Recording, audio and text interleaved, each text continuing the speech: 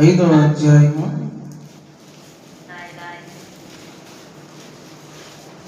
మొదటి నుంచి. అటు తరువాత యూదుల పండుగ ఒకటి వచ్చెను గనుక యేసు యెరూషలేమునకు వెళ్ళెను. యెరూషలేములో గొర్రెల ద్వారము దగ్గర హెబ్రీ భాషలో బెతెస్దా అనబడిన ఒక కోనేరు కలదు. దానికి 5 మంటపములు కలవు. ఆయా సమయములకు దేవదూత కోనేటిలో దిగి నీళ్లు కదిలించుట కలదు. నీరు కదిలింపబడిన పిమ్మట మొదట ఎవడు దిగునో వాడు ఎట్టి వ్యాధి గలవాడైనను బాగుపడును. గనుక ఆ మంటపములలో రోగులు, గుడ్డివారు, కుంటివారు, ఓచకాలు చేతులు కలవారు గుంపులుగా పడి ఉండిరి. ప్రార్థన చేసుకున్నాం. పరిశుద్ధుడు అయిన తండ్రి, ప్రేమ కలిగిన మా దేవా, నీకు వందనాలు, స్తుతులు, స్తోత్రాలు నాయనా. నీ గ్రంథంలో ఉన్న వాక్కులు ప్రభువా ఉండగా మీ ఆత్మ చేత మీరు మాకు బోధించి బలపరిచి సహాయం చేయండి. యేసు నామమున అడుగుచున్నాము తండ్రి, ఆమేన్. ఈ సౌండ్ రావట్లేదు అనుకుంటా. సౌండ్ ఉందా?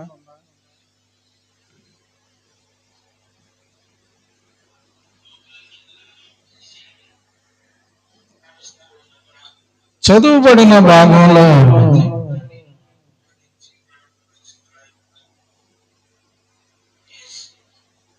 యేసు ప్రభువారు యూదుల పండుగకి యెరూషలేముకి వెళ్ళినట్లుగా ఇక్కడ మనకు కనబడుతుంది.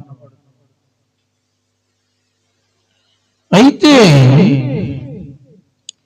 యెరూషలేములో దేవుడు ఒక గొర్రెల ద్వారం దగ్గర ఒక విధానాన్ని ఏర్పాటు చేశాడు. ఏమిటంటే అది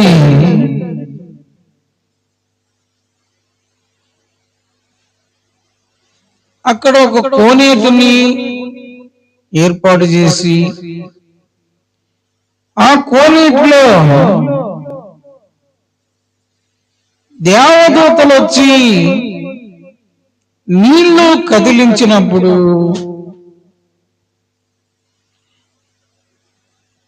ఆ నీటిలో ఎవరైతే ముందు దిగుతారో ఎట్టి వ్యాధి గలవాడైనను వాడు ఏం చేయబడతాడంట? స్వస్థపరచబడతాడు, లేకపోతే బాగుపడతాడు. ఇది యెరూషలేములో దేవుడు పెట్టినటువంటి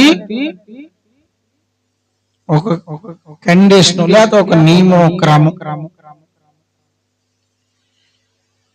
ఇక్కడ జరిగేటువంటి కార్యాలను బట్టి ఆ కోనేటి దగ్గరికి ఎవరు వస్తూ ఉన్నారంట?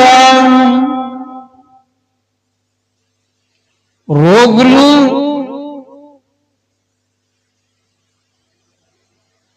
గుడ్డివారు, కుంటివారు,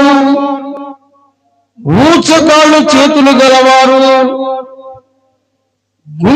గుంపులుగా పడి ఉన్నారు. కోనేటి చుట్టూ ఆయా ప్రాంతాల్లో నుండి వచ్చి వారికున్నటువంటి వ్యాధి, అది ఎట్టి వ్యాధి కలదైనా గాని స్వస్థపరుచుకోవాలనేటువంటి ఆశతో ఆ కోనేటి దగ్గరికి వచ్చి పడి ఉన్నారు. దేవుడు పెట్టినటువంటి ఆ నియమము, క్రమం, కండిషన్ ప్రకారం ఏం జరుగుతూ ఉందంటే ఎవడు ఆ దేవదూతలు వచ్చి నీళ్లు కదిలిస్తూ ఉన్నారు, ఆ నీళ్లు కదిలించబడినప్పుడు ఎవడు ముందు దిగుతున్నాడో వాడు ఏమవుతున్నాడు? ఎట్టి వ్యాధి గలవాడైనను స్వస్థపరచబడుతూ ఉన్నాడు. ఇది ఎప్పటి నుంచి జరుగుతుంది?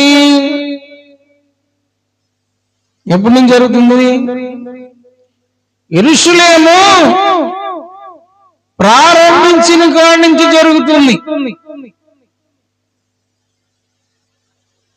అయితే అనేక మంది స్వస్థపరచబడుతూ ఉన్నారు. అనేక సంవత్సరాల నుంచి కోనేటిలోనికి దేవదూతలు వచ్చి దిగి నీళ్ళని కదిలిస్తూ ఉన్నారు. మరి ఆ కోనేటి దగ్గరికి ఒక మనుషుడు వెళ్ళాడు. దేనికి వెళ్ళాడు? దేనికి వెళ్ళాడు అక్కడికి? సరే, ఏ వ్యాధి రాయబడి ఉంది?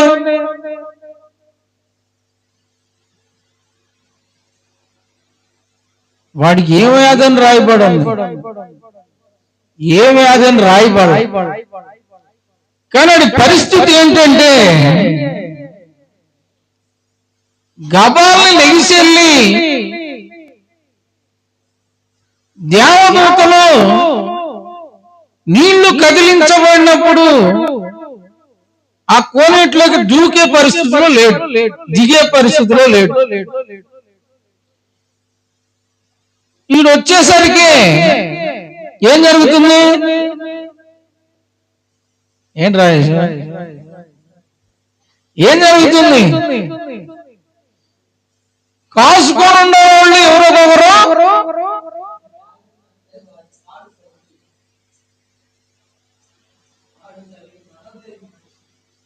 సరే కరెక్టే కాదంటలా, మేము అదే అన్నాం. గబాలు లెగిసి వెళ్ళలేనటువంటి పరిస్థితి. సరే కుంటోడు అనుకున్నాం, కానీ ఇంకా చేసేది ఏముంది? వ్యాధుల్లో చాలా రకాలు ఉన్నాయి. అందుకే కరెక్ట్ గా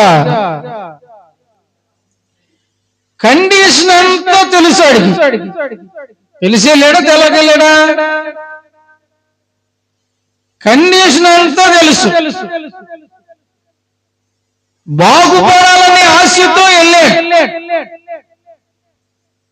కానీ ఏం జరుగుతుంది? ఈడ కోనేటి దగ్గరికి వెళ్ళి నీళ్లు కదిలించబడే టయానికి కూడా ముందుకి వీడికన్నా ముందు దిగుతున్నాడు. మరలా వస్తున్నాడు. ఏం చేస్తూ ఉన్నాడు? ఏం చేస్తున్నాడండి? ఆ పరుపు మీద పడుండి అడుపు తింటున్నాడు. కాలం గడిచిపోయింది, గడిచిపోతూ ఉన్నాయి. ఎన్ని సంవత్సరాలు? 38 సంవత్సరాలు అక్కడే పడి ఉన్నాడంట. కండిషన్ తెలిసి ప్రయత్నం చేస్తూ తనకున్నటువంటి వ్యాధిని, సమస్యని పరిష్కారం చేసుకోలేకపోతున్నాడు. చూశారండి? ఇలాంటి పరిస్థితుల్లో యేసు ప్రభువారు వాడిని చూశారు. యేసు వాడు పడి ఉండుట చూసి వాడు అప్పటికి బహుకాలం నుండి ఆ స్థితిలోనే పడి ఉన్నాడని ఎరిగి ఏమెరిగాడు?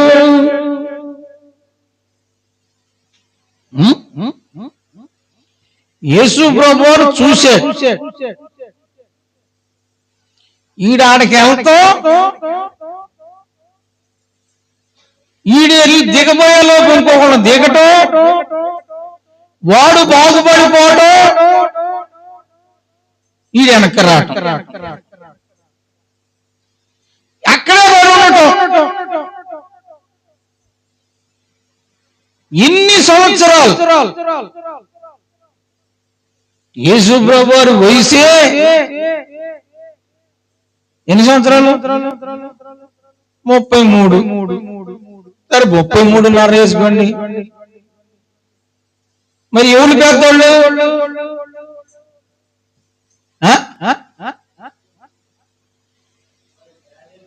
వాడి వ్యాధి పెద్దది.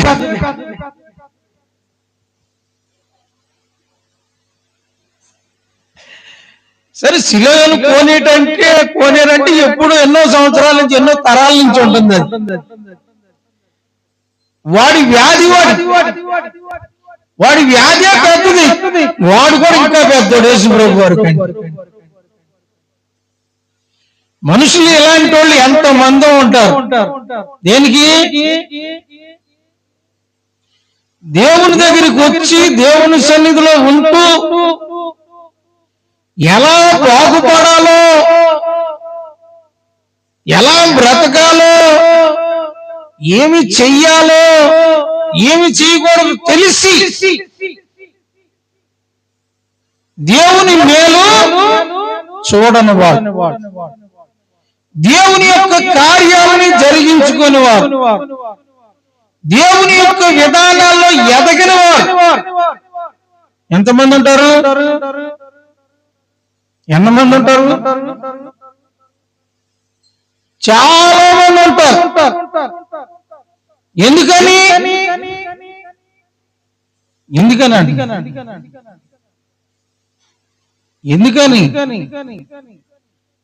బాగుపడాలని ఆశ ఉంది, కానీ ఏం చేయలేకపోతున్నాడు?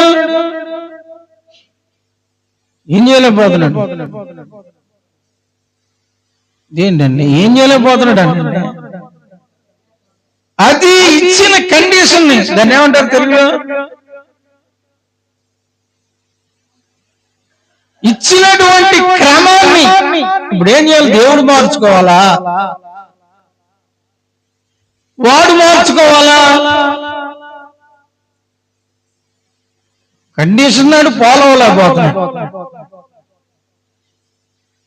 కార్యమేమో జరగట్లా, ఆశ మాత్రం ఉంది.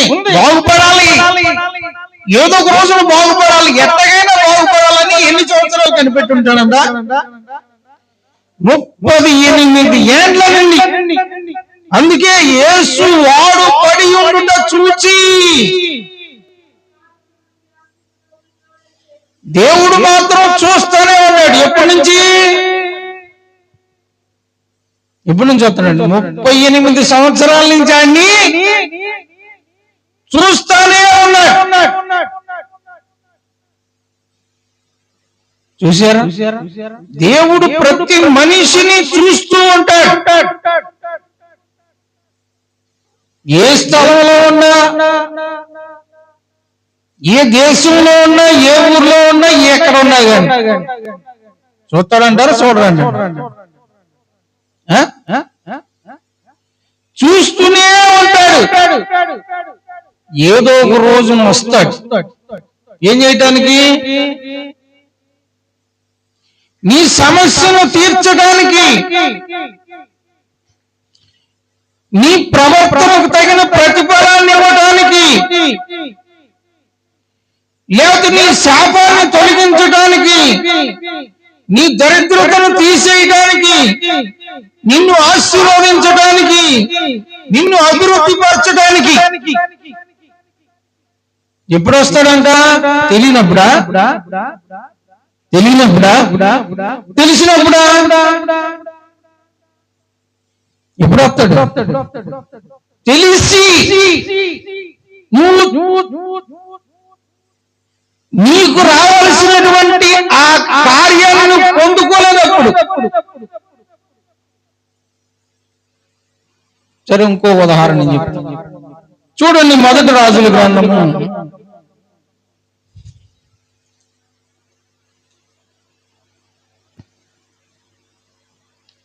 2వ అధ్యాయము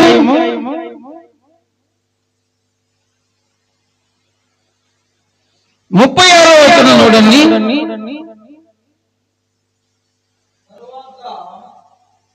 చదువు. తరువాత రాజు షిమ్మీని పిలిపించి అతనికి మాట సెలవిచ్చెను, నీవు యెరూషలేములో ఇల్లు కట్టించుకుని బయట ఎక్కడికైనా వెళ్ళక అందులో కాపురముండము. నీవు ఏ దినమున బయలుదేరి బయటికి వెళ్తావో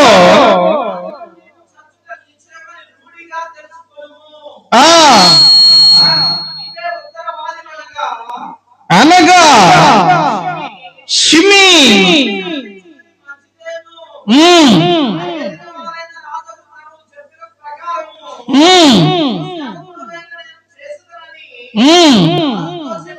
రాజుతో చెప్పాను. చాలు. ఈ షిమీ అనే ఆయన దావీదు కాలంలో ఉన్నవాడు. సౌలు కూడా దగ్గర బంధువి. అయితే ఈ షిమీ అనేవాడు ఎక్కువగా దావీదుని ఏం చేశాడంటే బాధ పెట్టాడు, మనసు ఎంతో వేదన పెట్టాడు, దూషించాడు, అవమానపరిచాడు, అపహాస్యం చేశాడు, రకరకాలుగా హింస పెట్టాడు. దావీదు ఏదన్నా చేయబోదామంటే అమ్మటే కాళ్ళు పట్టుకునేవాడు, దయచేసి నన్ను క్షమించండి. దావీదు చనిపోతా ఏం చేశాడంటే సొలొమోనుకు ఒక మాట చెప్పాడు. ఏమని చెప్పాడు షిమ్మీ గురించి? అక్కడే 2వ అధ్యాయము 8వ వచనం. మరియు గెరా కుమారుడును షిమీ నీ యొద్దనున్నాడు. నేను మహానయమునకు వెళ్ళుచుండగా అతడు నన్ను శపించెను. నన్ను ఎదుర్కొనుటకై రాగా యెహోవా తోడు కత్తి చేత నిన్ను చంపనని ప్రమాణం చేసి తిని వారిని నిర్దోషిగా ఎంచవద్దు. నీవు మంచి బుద్ధి కలగాడు గనుక వారిని ఏమి చేయవలనో అది నీకు తెలియను. వాని నరిసిన తల వెంట్రుకలు రక్తములతో సమాధికి దిగజేయుము. ఈ కండిషన్ చెప్పాడు తండ్రి. ఎవరికి? సొలొమోనుకి. ఎందుకు? రాజని దావీదు తెలిసి కూడా రాజుని ఏం చేశాడు? ఇష్టం వచ్చినట్లు శపించాడు, ఇష్టం వచ్చినట్టు మాట్లాడాడు. మరలా వచ్చి ఏం చేశాడంటే కాళ్ళ మీద పడ్డాడు. అప్పుడు దావీదు ఒక ప్రమాణం చేశాడు. ఏమని ప్రమాణం చేశాడు? నేను నిన్ను చంపను అని ప్రమాణం చేశాడు. కానీ సొలొమోనుకు మాత్రం చెప్పాడు, వాడు ఏమవ్వాలి? నరిసిన ఎంట్రుకలతో. ఏంటి ఏమన్నాడు? ఆ మాట చదవండి.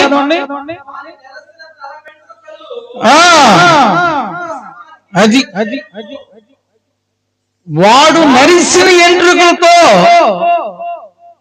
వాడి ఎంట్రుకల రక్తంతో సమాధి చేయబడాలి. ఎందుకంటే నేను వాడిని చంపను అని ప్రమాణం చేశాను. నువ్వు మంచి బుద్ధి గలవాడు కనుక నీవే వాడి సంగతి చూసుకో అన్నట్టు. అందుకనే సొలొమోను పిలిపించాడు. ఎవరిని?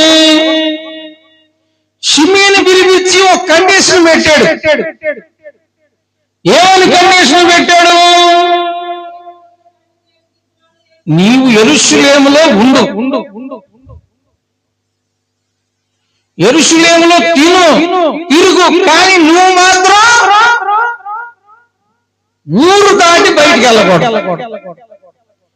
ఏ దినాన్ని నువ్వు బయటికి వెళ్తావో నిశ్చయంగా నిన్ను చంపడం మాత్రం ఖాయం. నీ చావుకు నువ్వే కారణం. ఇంకా మళ్ళీ రాజుగారు ఇట్లా చేశాడు, ఇటు చంపాడనే నింద నా మీద మాత్రం నువ్వు, ఇది నీ కండిషన్ అండి. ఏం చేయాలి?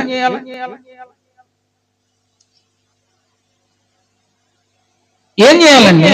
రాజుగారికి ఏమని చెప్పాడు? ఓకే అని చెప్పాడు. ఎందుకని ఓకే చెప్పాడు? ఓకే ఎందుకని చెప్పాడు?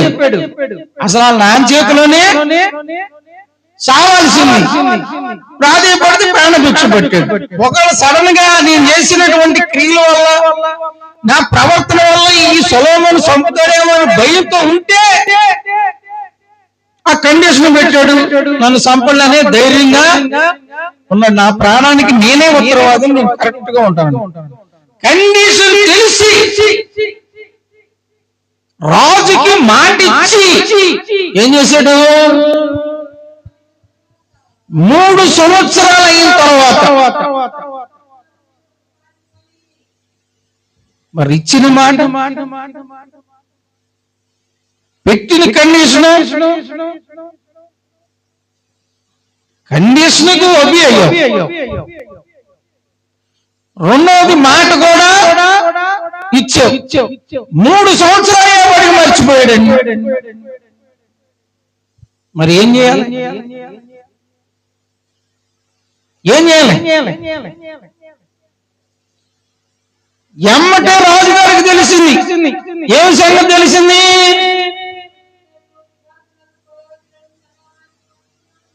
నువ్వు మర్చిపోవచ్చు. ఎవరు? నువ్వు మాట ఇచ్చి మర్చిపోవచ్చు, అవసరాన్ని బట్టి మాట మార్చుకోవచ్చు. రాజు మర్చిపోడు, దేవుడు మర్చిపోడు. మర్చిపోతారా? అసలు నీ ప్రవర్తనే యజమానిది, నీ క్రియలే ఎంతో విరోధమైనవి. ఒక మనిషే మర్చిపోకుండా దృష్టి పెట్టుంటే మరి అలా ఉండాలి. ఎప్పుడైతే బయటికి వెళ్ళాడు, ఊరు దాటి వచ్చాడో తెలిసిందో ఎమ్మటే పిలిపించాడు. పిలిపించి ఏం చేశాడండి?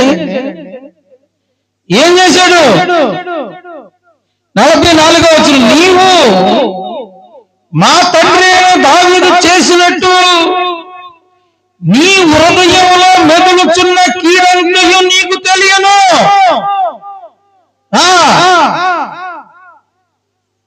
నీ తండ్రి కాలం నుంచి, నా తండ్రి కాలం నుంచి నీవు నాకు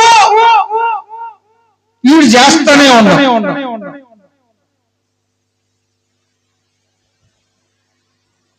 ఒక అవకాశం నీకు ఇస్తే దాన్ని కూడా నువ్వు ఇప్పుడు కాపాడుకో. మరి ఏం చేయాలి? నీ హృదయంలో మెదులుచున్న కీడంతయు నీకే తెలుసు. నువ్వేం చేసావో, నా తండ్రికి ఏం చేసావో, నీ మాటలు ఎలాంటియో, నీ ప్రవర్తన ఏంటిదో, నీ క్రియలన్నీ నీకే తెలుసు. అయినా కానీ నీకు బ్రతకడానికి అవకాశం ఇచ్చా. ఇప్పుడు నువ్వు మళ్ళీ నా మాటను కూడా ఏం మాత్రం కూడా లక్ష్య పెట్టకుండా నువ్వు వెళ్ళొచ్చావంటే నేనేం చేయాలి? ఏం చేయాలి? ఏం చేశాడండి? ఏం చేశాడు?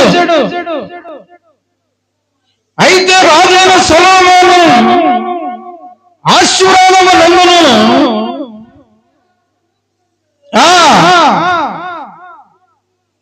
స్థిరపరచబడినని షిమ్మీతో చెప్పి బెనయాకు సెలవీయగా అతడు బయలుదేరి వాని మీద పడి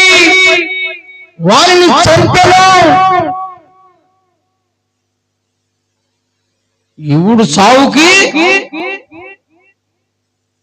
వాడే కారణం. అవకాశం వచ్చినా ఇచ్చినా కూడా నువ్వు ఉపయోగించుకో. మరి ఏం చేయాలి? కండిషన్ తెలిసి, అంటే మనిషికి దేవుడు కండిషన్ మార్చుకోవాలా? లేకపోతే మార్చుకోవాల్సిందేనగా? రూల్ ఒకటి ఉంటే మనిషికి మార్చుకోవాలా? రాజే మార్చుకోవాలా? రాజు మార్చుకున్నాడా? ఒక ప్రాణాన్ని గురించి ఏమన్నా దయాదాక్షిణ్యాలు చూపించాడా? అసలు నీలో లోపమే లేకపోతే, నీ హృదయంలో విరోధమైన ఆలోచనలు లేకపోతే, నీ ప్రవర్తన ఆయనకు అనుకూలం తప్ప ఉంటే అసలు నీ జోలికి ఎందుకు వస్తాడు ఆయన? వస్తాడా? ఎట్టి పరిస్థితుల్లో చూసారా? కండిషన్ ఎప్పుడైతే మీరాడో వాడి ప్రాణానికి ఆడే. మరి ఈ కోనేటి దగ్గర కూడా కండిషన్ తెలిసిపోవడం ఉన్నాడు. కండిషన్ తెలియకుండా పడి ఉంటే సర్లే అనుకోవచ్చు. తెలుసు వాడికి ఎవడు ముందు దిగుతాడో, దేవదూతలు వచ్చి నీళ్లు కదిలించినప్పుడు ఎట్టి వ్యాధి గలవాడని ఎవడు ముందు దిగుతాడో, అది ఏ సమయమైనా కానీ. ఇప్పుడు ఏం చేయాలి?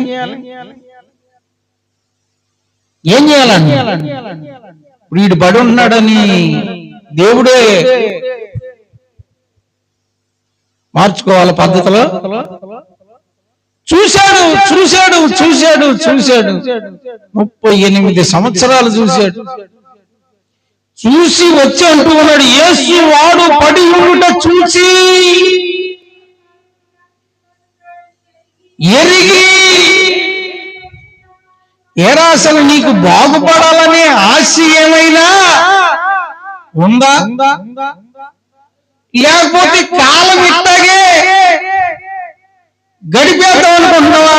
ఇట్టగే పోదాం అనుకుంటున్నావా? అసలు ఏమైనా నీకు అసలు వచ్చావు? దేనికి వచ్చావు? బాగుపడాలని వచ్చావు.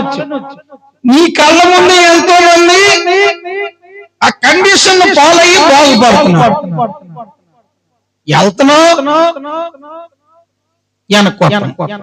వెళ్తున్నావు, ఎన్ని సంవత్సరాల నుంచి?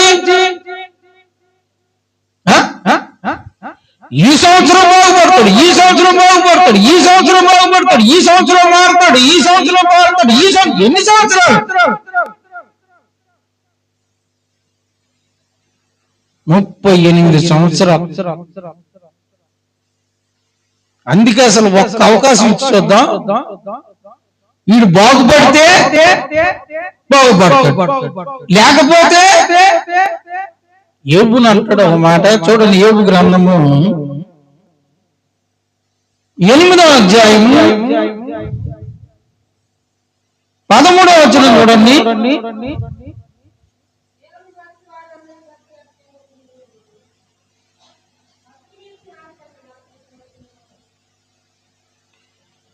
దేవుణ్ణి మరుచువారి గతి అట్లే ఉన్నను, భక్తిహీనుని ఆశ నిరర్ధకమగును, అతని ఆశ భంగమగును. అతడు ఆశ్రయించినది సాలెపురుగు పట్టే. అంటే ఏంటి? ఎవరు అన్నారు ఈ మాట? ఎవరు అన్నారు? బిల్లాద్ అనే ఆయన యోబు గారిని అంటారు. నువ్వు దేవుణ్ణి ఎక్కడో మర్చిపోయావు. దేవునికి విరోధంగా ఏటో నడపడం మొదలేసి నడిచావు. దేవుడు చెప్పింది ఏదో గాని ఇడిచిపెట్టేసి, దేవుడు నడవమన్న విధంగా నువ్వు నడవల. కనుక నీకు గతి వచ్చింది.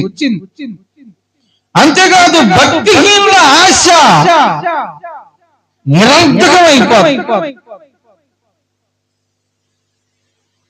భక్తిహీనతలోకి వెళ్ళినాక ఏం జరిగిందంట? దేన్నైతే ఆశపడతామో ఆశపడి నిరర్థకమైందంటే నిరర్థకం అయిపోతామంటే అది నీకు దొరకదో, దక్కదో, ఉండదో, నిలవదో.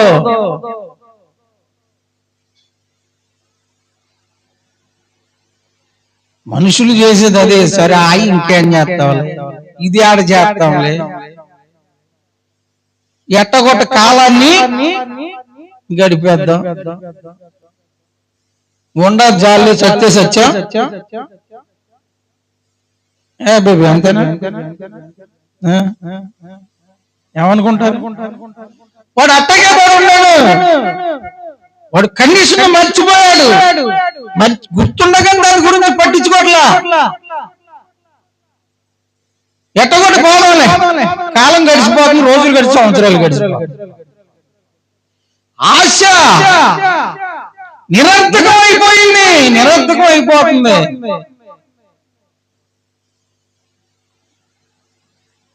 అతడు ఆశ్రయించినది అంటే ఏంటి? మనుష్యుడు ఇక చాలే ఇంతవరకు, దీంతో మనం బతకొచ్చులని ఆశపడి దాని మీద నిమగ్నం అయిపోతారంట. ఏమంటారు? ఏమంటారు చెప్పండి సరిగా? డిసైడ్ అయిపోతారు. అది ఎందుకని?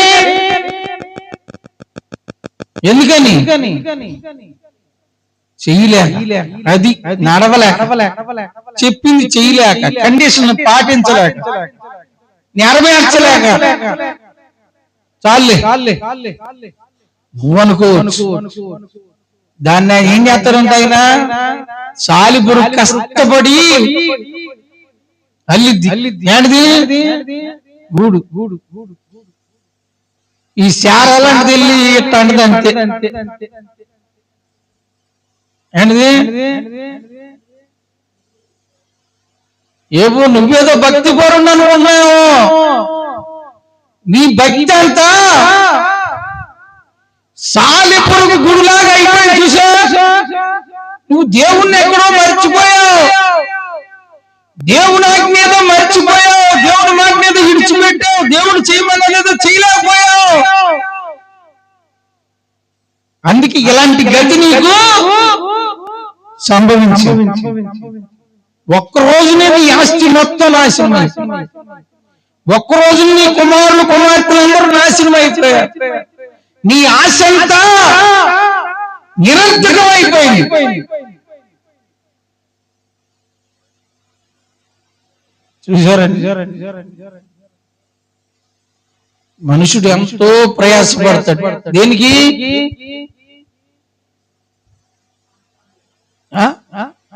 దేనికండి? సాలిగుడు కట్టినట్టు కట్టుకుంటాడంట.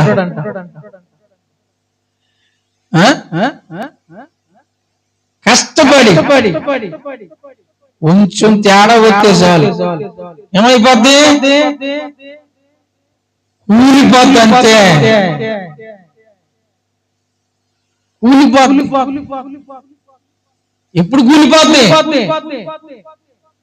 దేవుణ్ణి మర్చిపోయినప్పుడు, దేవుని విరోధంగా నడవటం ప్రారంభించినప్పుడు, దేవుని మాట నిలిచిపెట్టినప్పుడు. 38 సంవత్సరాలు ఉండాల్సిన పని ఏంటి? 50 ఏంటి అసలుగా? కర్మ, ఆశ ఉన్నాయి కానీ కండిషన్ మాత్రం ప్రతి మనిషి అంతే. దేవుడు మర్చిపోతాడులే, దేవుడు చూసి చూడనట్టు పోతాడులే, పట్టించుకోలే. సంవత్సరం అవుతుంది, 2 సంవత్సరాలు అవుతుంది, 3 సంవత్సరాలు అవుతుంది, 4 సంవత్సరాలు, 10 సంవత్సరాలు అవుతుంది. ఏమైంది? ఇడిచిపెట్టేశాడు అనుకుంటలే. ఇడిచిపెడతాడా? ఓ పక్కన కూర పెడతాడు, ఒక పక్కనే ఏం చేస్తాడు? లేదా ఒక్కసారే ఏబు కన్నా ధనవంతులమా? ఏబు కన్నా భక్తి పరులమా?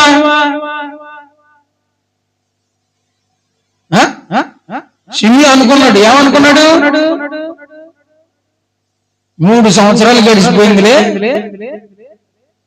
రాజుగారు మర్చిపోయి ఉంటాడు. అసలు ఆ మాట నీకే గుర్తులేదనుకుంటా, నాకైతే అదే అనిపించింది. ఈయన మర్చిపోయాడు, రాజుకు మాట ఇచ్చాను, నేను ఊరు దాటి బయటికి వెళ్ళకూడదు. గుర్తుంటుంది ఏమన్నా? ఎందుకు గుర్తుంటది? వారం దాటితే మాట మార్చేయకు, సంవత్సరం దాటితే అసలు దేవుడు చెప్పింది ఏదో అది మర్చిపోటు. నువ్వు మర్చిపోవచ్చు, కానీ ఆయన ఎట్ట మర్చిపోతాడు? అందుకన్నాడు, నీ హృదయములో, ఏమన్నాడు షిమ్మిని? నీ హృదయములో నీవు చేసిన కీడంతయు నీకు తెలుసు.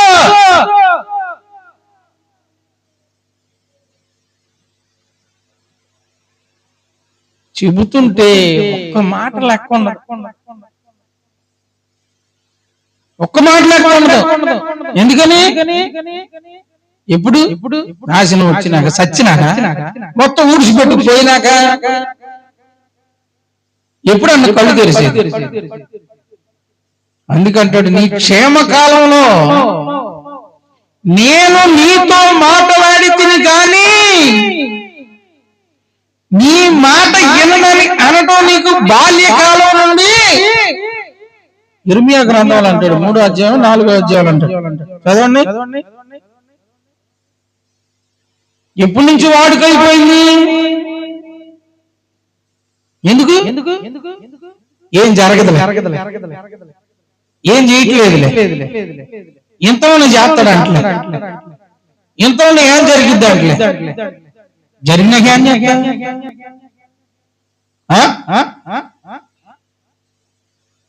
జరిగినాక ఏం చేస్తావు? కూర్చొని ఆడుతుంది తప్ప, కూర్చొని ఆడుతుంది తప్ప ఏముండదు. అంతే. చదవరేంటి?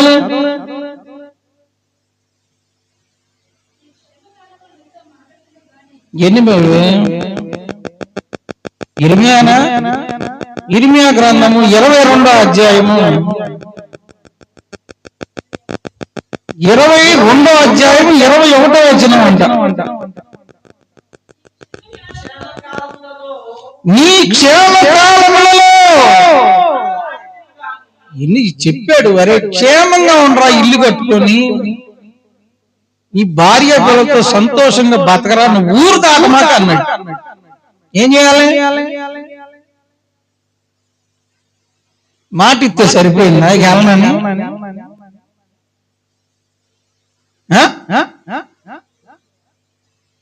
నేను మర్చిపోయానండి. ఇంత సీరియస్ అయితే అనుకోలేదండి, ఇంత గట్టిగా పట్టుకుంటావు అనుకోలేదండి. ఇది నా పేరు మీద.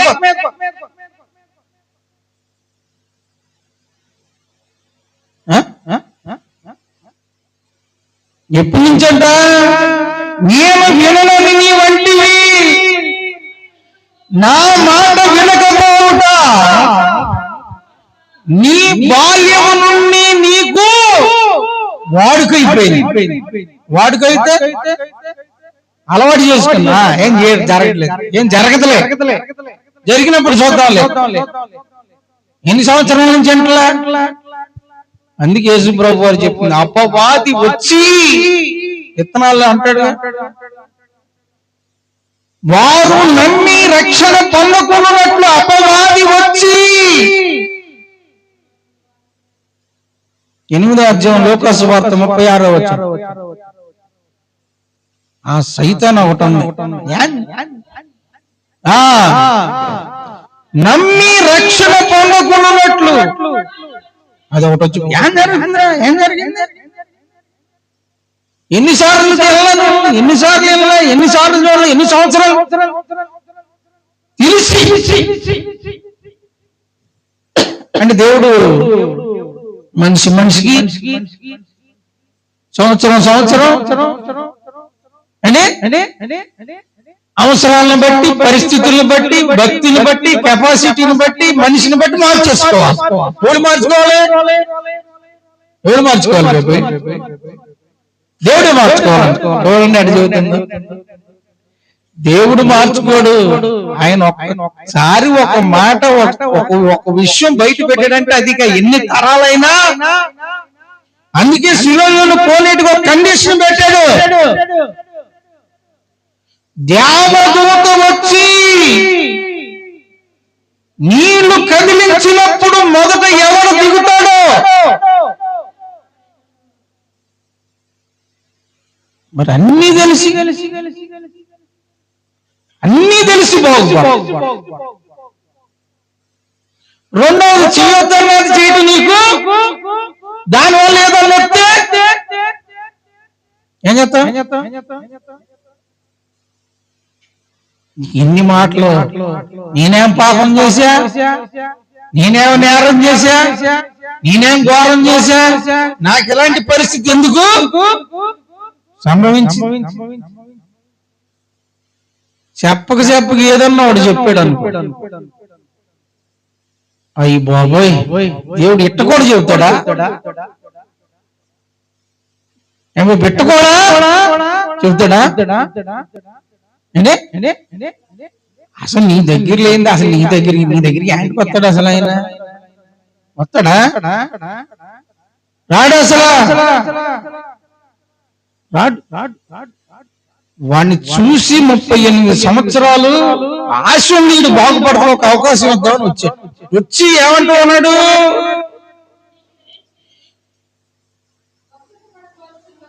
అది అసలు ఆలోచన ఏమన్నా నీకున్నా? అసలు నీకన్నా అనుభవాలు వచ్చిన వాళ్ళు ఎంతమంది బాగుపడుతున్నారు. ఇన్ని సంవత్సరాల నుంచి దేవుడు కార్యం జరిగిస్తున్నాడు. ఎన్ని వ్యాధులు స్వస్థత జరుగుతుంది, ఎన్ని సమస్యల పరిష్కారం అవుతుంది, ఏ విధంగా దేవుడు సహాయం చేస్తున్నాడు. అసలు నీకు అసలు బాగుపడాలనేటువంటి ఆశయమైనా ఉందా? ఏమన్నాడు మళ్ళాడు? అయ్యా నీళ్లు కదిలింపబడినప్పుడు ఎవడు దించాలి?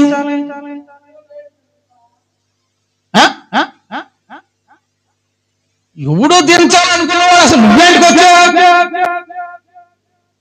ఎవరు లేనప్పుడు, లేకపోతే ఎవరో తీసుకొచ్చి పక్కన పెట్టుకోవాలిగా. అరే ఎవరు దిక్కు ముందు నన్ను గబాలి అందులో పడేయండి పక్కన పెట్టుకోవాలిగా. ఇప్పుడు ఏం చేయాలి? ఇప్పుడు యేసు ప్రభువు ఏం చేయాలన్నా?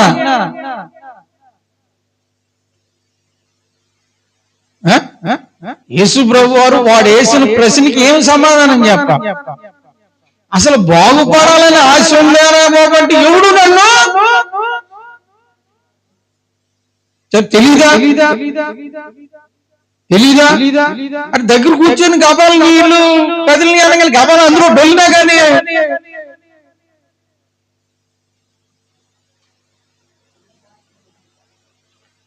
ఊడు కాసుకోకుండా ఉంటాడు. అక్కడ ఎంతమంది ఉన్నారు? గుంపులుగా పడు, కుంటోళ్ళు గుడ్డోళ్ళు. ఊడు కానీ బాగుపడాలని ఉంటాడు. నీకోసం చేస్తూ ఉంటాడు. నువ్వే దిగాను. అక్కడ వరుస ఉందా? ఒక క్రమం ఉందా? ఒక పద్ధతి ఉందా? ఎవడు కరెక్ట్ గా ఉంటే వాడినే దేవుడు ఏం చేస్తాడు? బాగు చేస్తాడు, అవసరం తీరుతాడు. ఎవడో చెయ్యాలి, ఎవడో చెప్పాలి. తెలియపోతే దేవుడిని అడిగినా చెప్తాడు, లేదు నాలంటుని అడిగినా చెప్తాడు. తెలిసి దేవుడు చేస్తాడు. ఎట్టెవడు చేస్తాడు? ఇంత కష్టం ఎవడు భరిస్తాడు? ఎవడు కనిపెడతాడు? ఇంత భారమే తేడా చేస్తాడు. ఎట్టయితే ఆడతాడు? ఏం చెప్పలేక అయినా కానీ ఏం చేశాడంటే యేసు ప్రభు వారు ఏమన్నాడు? నీవు లేచి నీ పరుపు ఎత్తుకొని చెప్పగా ఆ ఒక్క మాట అన్నాడు. ఈ మాట అన్నా ఎంటాడో లేదో అని అన్నాడు. ఏ మాట? అసలు నా మాట అసలు అక్కడ అంత కండిషన్ ఉందని తెలిసి కూడా ఈడు అసలు ఎంటలేదు, చేయట్లేదు. కానీ ఏమనుకున్నాడో ఏంటో గాని ఏం చేశాడు? వెంటనే. ఎందుకని రాజేష్? ఇదేమన్నా నమ్మకం అసలు? ఇప్పుడు అంతకుముందు ఉందిగా ఆ నమ్మకం మీద వచ్చింది బాగుపడతా. మరి ఈ మాట ఏమన్నాడు?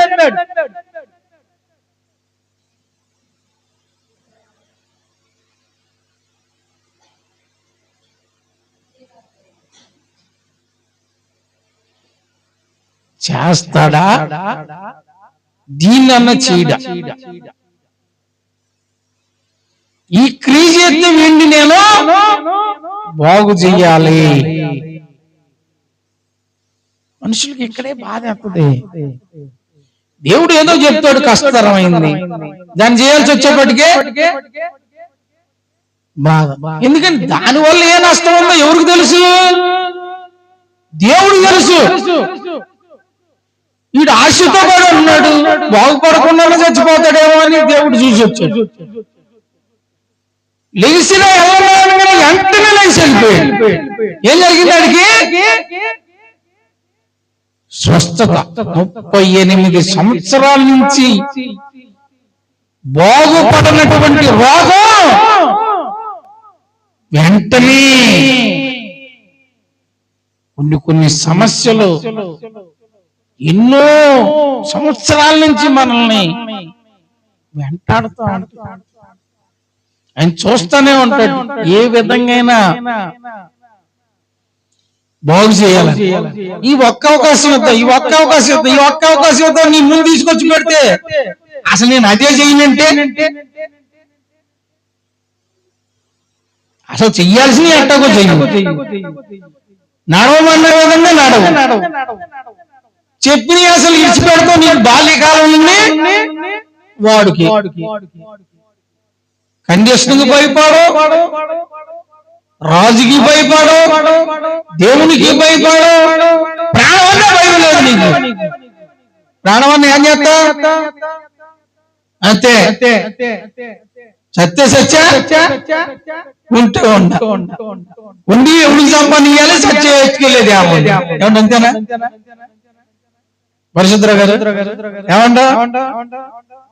ఇన్ని కాదులే మనుషుల ఆలోచన. ఉండి ఎవరు సంపాదించాలి? లేదు, చచ్చిపోయిన తర్వాత ఎత్తుకెళ్ళేదన్నా అది లేదు. ఈ మాత్రం ఇంకా ఎందుకు?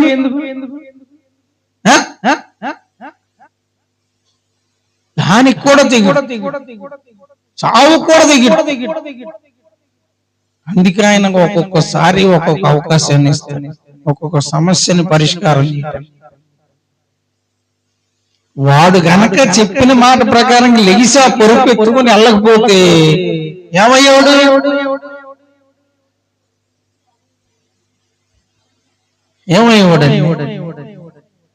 ఇక బతుకంతే, ఆడు అట్టగే చచ్చేవాడు అంతే. యేసు ప్రభు వారు వస్తున్నారని గుడ్డివాడికి తెలిసి జనసమ జక్కే కంటే ఏదో వార్త తెలియదు ఆ సంగతి. గుడ్డు అడుగాడు, ఆడి పని ఏంటి? అడుక్కోడు. జనసమూహం సందడిలో వాడు అన్నాడు, ఏంట్రా బాబు అసలు ఈ జనం ఏంటి, సందడి ఏంటి, గోలగోలకుండా ఏంటాను. ఏం చేయాలి? మనుషులు చూసి అడుక్కో. వాడు ఏం చేయటం మొదలేశాడు? ఒకటే కేక.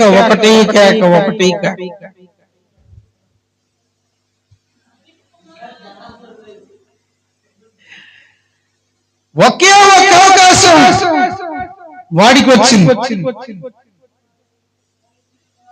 యేసు ప్రభువుల మార్గంలో వెళ్తున్నాడని వెంటనే ఇక భిక్షం గురించి ఆలోచించాలి, జనాల గురించి ఆలోచించాలి. నజరేయుడైన యేసు, దావీదు కుమారుడా, ఇక్కడ మంచోళ్ళకే గతి లేదు. అంతేకాకుండా నీ మాట ఆయనకి యాడైన పడిద్ది,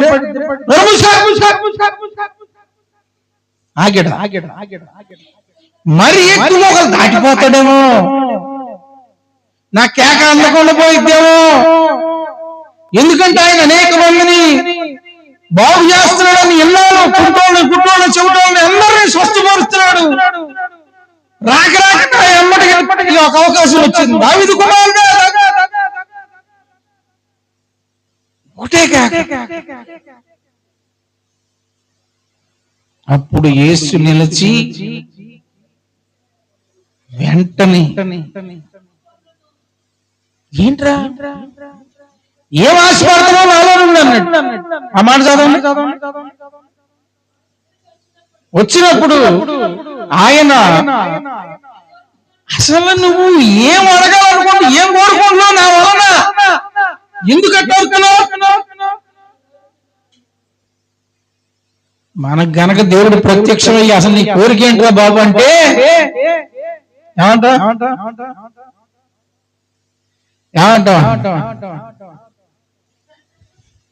కోట్లు అడగరు, మనిషికి ఒక కోరుకుంటారు. అందరు కోట్లు ఎందుకు అడుగుతారు? ఏంటి అందరూ ఒకటి అడుగుతారు. ఈ సమస్యతో నువ్వు అడుగుతావు, నా సమస్యతో నేను అడుగుతాను, ఆయన సమస్యతో ఆయన అడుగుతాడు. అట్లా వాడి సమస్యనే చెప్పాడు. నేను చూపు పండు కోరుచున్నానయ్యా. అసలు దేవుణ్ణి ఏం అడగాలో, ఎట్లా అడగాలో, ఆయనతో ఎట్లా ఉండాలో, ఆయన చెప్పింది ఏం చేయాలో ఏం గ్రహించట్లా మనిషి. ఎందుకు చెప్తాడు? ఎందుకు అవకాశం ఇస్తాడు? లేకపోతే ఎందుకు చెయ్యమంటాడు? ఎందుకు కండిషన్ పెడతాడు?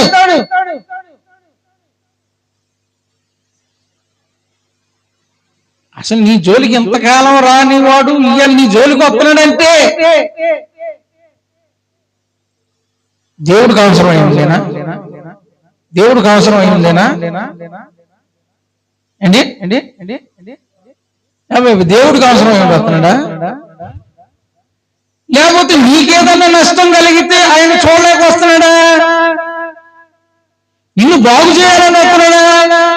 పడున్నావు ఎన్నో సంవత్సరాల నుంచి పడను. ఆశ ఉంది, బాగుపడాలని ఆశ ఉంది, ఆశీర్వదించబడాలని ఆశ ఉంది, మీరు చూడాలని ఆశ ఉంది, గొప్పడు అవ్వాలని ఆశ ఉంది, ఔషధం ఆశ ఉంది, నీకున్న సమస్యను పరిధి ఆశ ఉంది. ఆ ఆశ తీర్చడానికి ఆయన వచ్చినప్పుడు నీకేది చెప్పినప్పుడు అది ఏం చేయాలి? అది చెయ్యాలి. దేని వల్ల నష్టం వస్తుందో, దేని వల్ల కీడు జరిగిద్దో, దేని వల్ల మరణం సంభవిస్తుందో, లేకపోతే దేని వల్ల దేన్ని కోల్పోతో దాన్ని చెప్తాడు.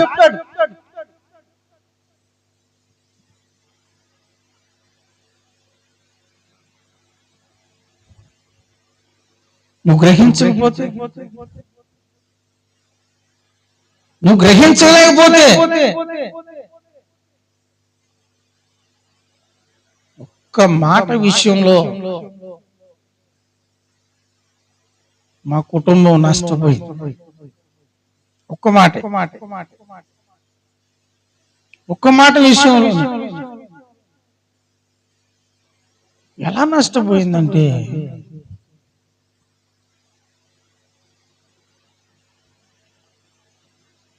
మా నాన్న 5,000 రూపాయలకి ఒక మనిషి దగ్గర ఒగ్గు అయ్యాడు. నువ్వు 5,000 ఇవ్వు, నీకు ఎకరం పొలం ఇస్తాను. ఒగ్గు అయ్యాడు. ఆయన ఏం చేశాడు? 5,000 ఇచ్చేసి మా నాన్న అవసరం తీరలా. మా నాన్న అవసరత 5,000కి తీరపోతే మళ్ళీ అడిగారు. చాలేదు, సరిపోతాయి అనుకున్నాం, మరి నువ్వు ఏదన్నా సహాయం చేయను. ఆయన ఏమన్నాడు, సరే ఇంకొక 5,000 ఎత్తాను తీసుకుంటా. ఎవరు? ఆయన ఇచ్చిన ఆయన. ముందు మాట మీదే దేవుడు బేసిక్. నువ్వు 5,000కి ఒబే అయ్యి, మళ్ళీ 5,000 ఇవ్వాలంటే, తీసుకోవాలంటే మళ్ళీ ఎకరం పొలం ఇవ్వాలి. మా నాన్న ఇవ్వాల, ఆయన ఇచ్చాడు, ఇవ్వాల మా నాన్న. ఆ ఒక్క మాటకి నష్టపోయింది. మా అమ్మ చనిపోయింది. ప్రార్థన చేస్తే, నువ్వు మాట తప్పావు గనక ఈ నష్టాన్ని నువ్వు భరించాలి. మళ్ళీ ఎకరం పొలం ఉచితంగా ఇచ్చేసింది. ఉచితంగా అదేలే, ఆ 5,000 కింద ఎకరం ఇచ్చేసాడు. నష్టపోయినా ఇక ఆ నష్టం మా నాన్న కూడుకోవాలి. 35 సంవత్సరాల వయసులో భార్య చచ్చిపోతే 75 సంవత్సరాలు వచ్చే వరకు ఇక ఆ నష్టం కలవలేదు, కలవనీయలేదు కూడా దేవుడు.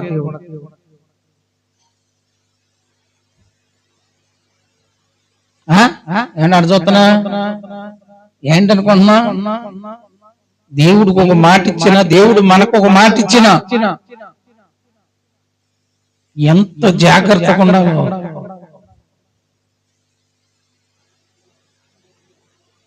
చాలా మందికి అర్థం కావట్లా, గ్రహించలేకపోతున్నారు. నేను అందుకే అంత గట్టిగా చెప్పేది. నా మీద ఏమవుతుంది? ఏమవుతుంది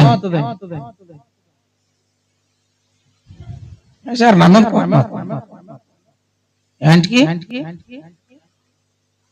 అసలు నాలో ఏ అన్యాయం, నేను గ్యారంటీ ఉందా? ఏంటి మాట్లాడు? మీ వద్ద నన్ను మాట్లాడతాను కదా అంటే,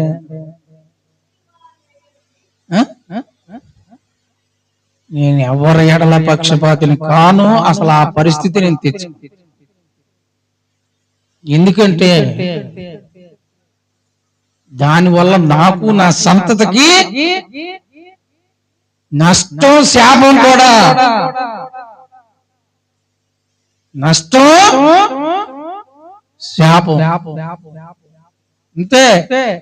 అందుకే అసలు నేను చాలా కరెక్ట్ గా మాట్లాడతాను, మొహమాటం లేకుండా. అందుకే నేనంటే కోపం. అందుకే శారా కోపం వస్తే నేనేం చేయను, లేకపోతే శారా బెదురు బేబీ కోపం వస్తే నేనే. చౌదరి గారు కోపం వస్తే నాకే. చౌదరి గారు అంటే గ్రహించాలని దేవుని మాటలు చాలా విలువైన. దేవుడు ఒక కండిషన్ ఇచ్చాడంటే ఆ కండిషన్ ని మర్చిపోకూడదు. దేవుడు ఒక కండిషన్ పెట్టాడు. ఇవాళ బలారాధన ఏం కండిషన్ పెట్టాడు? ఏం పెట్టాడండి? ఈ రొట్టె నా శరీరము, ఈ ద్రాక్షారసము. ఊరికొక రొట్టె మార్చొచ్చుగా, ఊరికొక ఏంటిది సంఘానికి ఒక రకం మార్చొచ్చుగా. అయ్యగారు మార్చి సరిపోదా? అడిచొస్తే మార్చొచ్చా, మార్చకూడదా? ఎందుకని? నువ్వైతే మార్చుకోవచ్చు, ఎట్టుబడితేట అవసరాన్ని బట్టి నువ్వు మారుతున్నావుగా. దేవుడు ఒక్కసారి ఒక కండిషన్ పెట్టాడంటే అదే చెప్తున్నా నేను. యెరూషలేములో కండిషన్ పెట్టాడు, సొలొమోనులో కండిషన్ పెట్టాడు, యేసు ప్రభువు కూడా కండిషన్ పెట్టాడు. అది ఎక్కడైనా ఆయన శరీరం, ఎక్కడైనా ఆయన రక్తమే దాన్ని మార్చటానికి, దానివల్ల మేలుంది, దానివల్ల నష్టం. గ్రహించాలి. ఆశ ఉంటుంది, మనుషులకు ఆశ ఉంటుంది, కానీ నడవాల్సి వచ్చేకొటికి ఏం చేయలేకపోతున్నారు, నడవలేకపోతున్నారు. మరి దేవుడు అన్యాయస్తుడా? దేవుడు అన్యాయస్తుడండి? ఒక్క మాట, ఆ మార్గములు న్యాయమే, నీ మార్గములే ఒక్క మాట చూడండి, ప్రార్థన చేసుకున్నాం. యెహెజ్కేలు గ్రంథము, యెహెజ్కేలు గ్రంథమేనా 18వ అధ్యాయం 29వ వచనం అంట.